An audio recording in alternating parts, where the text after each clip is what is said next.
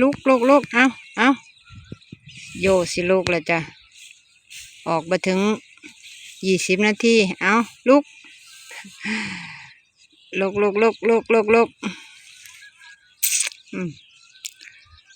จ้ะ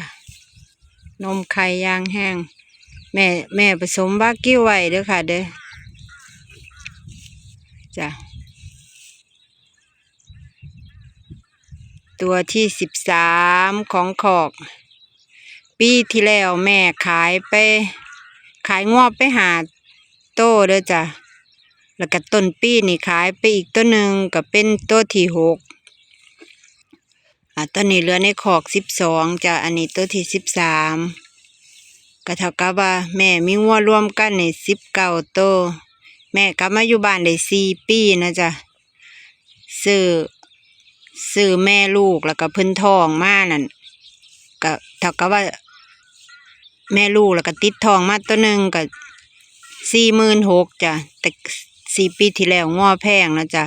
แล้วก็หลังจากแม่มาอยู่บ้านได้อีกปีหนึ่งแม่ก็ซื้อมาอีกแม่หนึ่งเพิ่นอุ้มท้อง25,000ตอนนี้เพิ่นก็ออกลูกได้แม่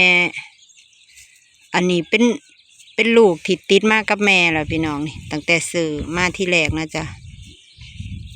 เป็นแม่ที่เพิ่นติดมากับแม่เพิ่นนะจ๊ะอันนี้ลูกตัวที่2ของเพิ่นเนาะพี่น้องนี่ตั้งแต่มาอยู่กับแม่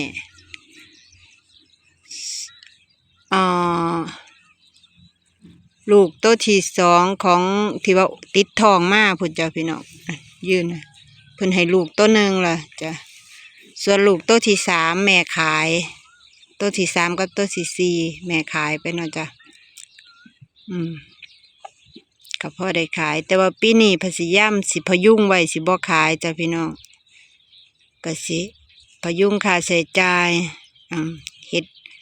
เลี้ยงหมูขายข้าวขายเป็ดขายไก่แน่นะจ๊ะแต่ว่างัวนี่มีแต่ตัวแม่พี่น้องอันนี้ก็ตัวแม่ก็พยายามสิบ่ขายนะจ๊ะ